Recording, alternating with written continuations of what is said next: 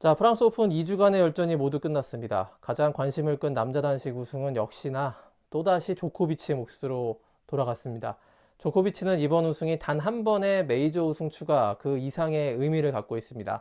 맞습니다. 이번 우승은 우리가 역대 최고의 선수, 그레이티스트 오브 올 타임스, 고트가 누구냐를 결정하는 데 있어 아주 중요한 분기점이 된 우승이라고 말할 수 있습니다. 라이벌 나달의 텃밭인 프랑스 클레이 코트에서 그 나달을 이기고 또 결승전 치치파스에게 먼저 두 세트를 내준 다음 이를 리버스 스윕으로 역전 우승해버리는 괴력에 사람들은 놀라고 또 놀랐습니다. 이 영상에서는 조코비치가 이미 고트의 반열에 당당히 올랐고 남은 1, 2년 안에는 페더러, 나달과 공동 고트에서 독보적 역대 1위의 가장 위대한 선수가 될 수 있는 이유 5가지에 대해 설명해 드리겠습니다. Where the movie started, facing at a photo they've taken. Space tree flying through the skies and petals happen everywhere. 나달 팬 그리고 페더러 팬 여러분, 받아들이기 어려운 거 다 압니다. 그렇지만 이제는 슬슬 준비하셔야 될 시간이 오고 있는 것 같습니다. 자, 조코비치가 고트인 이유, 우선 메이저 최다 우승 19번을 차지했기 때문입니다. 나달과 페더러가 아직 20회로 공동 1위지만요.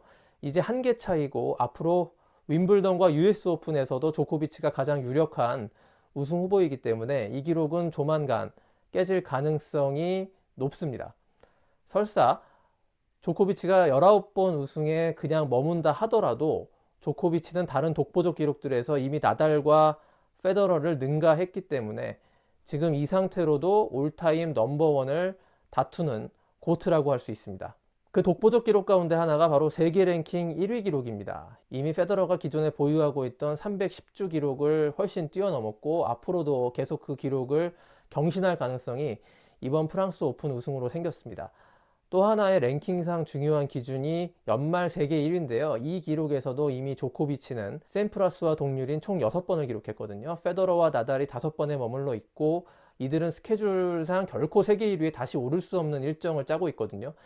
조코비치가 연말 1위를 또 한 번 지켜내면 샘프라스마저 밀어내고 연말 1위 기록을 7차례로 다시 쓸 수 있게 됩니다. 이게 왜 중요한 기록이냐면요. 연말 랭킹 1위 횟수는 그 선수의 오랜 기간 지배력, 다시 말하면 시대의 최강자를 가리는 데 있어서 가장 중요한 바로미터일 뿐 아니라 이 횟수가 많다는 건 그만큼 오랜 기간 최고 중에 최고를 유지했다는 컨시스턴시 측면에서도 고트를 판별하는 데 있어 중요한 잣대로 여겨집니다.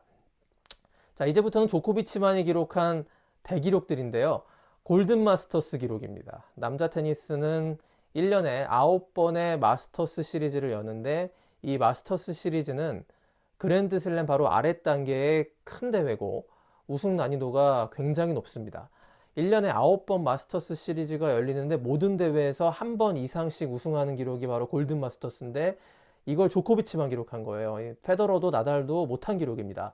이 기록이 갖는 의미, 조코비치가 하드와 잔디, 클레이 그리고 실내 코트 대회까지 모든 종류의 대회에서 약점이 전혀 없다는 뜻입니다.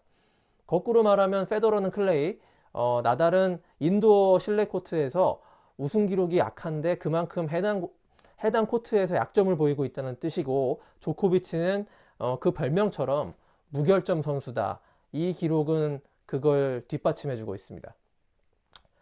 조코비치가 고트 경쟁자들과 뚜렷한 차별성, 독보적인 업적을 달성한 2가지가 또 있는데요. 바로 노박슬램과 더블 그랜드 슬램입니다. 조코비치는 이미 자신의 최고 전성기인 2015년 윈블던부터 이듬해 2016년 프랑스 오픈까지 4대 메이저 대회를 연속으로 우승하는 이른바 노박슬램을 달성했습니다. 이 기록이 한 해 1년에 모든 메이저를 우승하는 캘린더 그랜드슬램보다는 못하지만 남자 테니스에서는 1968년 오픈 시대 이후 조코비치만이 갖고 있는 대기록입니다. 그리고 또 한 가지, 이번 프랑스 오픈 우승으로 달성한 기록이 하나 더 있죠. 바로 더블 그랜드슬램인데요. 4대 메이저 대회를 2차례 이상씩 우승하는 기록인데 역시 나달 페더러는 아직 이 기록에 도달하지 못했습니다. 독보적인 기록입니다. 자, 마지막으로 조코비치가 역대 최고의 선수 원탑이다. 이 결정적인 이유 바로 상대 전적일 겁니다. 테니스는 1대1 스포츠입니다. 해당 선수가 다른 누군가보다 강하다 이렇게 말할 수 있을 때 상대 전적을 듣는데요.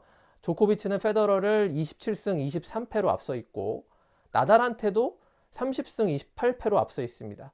다른 선수들은 말할 필요도 없죠. 오직 거의 유일하게 앤디 로딕한테만 4승 5패로 뒤져 있는데 이건 뭐 사실 조코비치 전성기가 제대로 오기 전 전적들이기 때문에 그렇게까지 유의미한 기록으로 받아들여지진 않고 있습니다.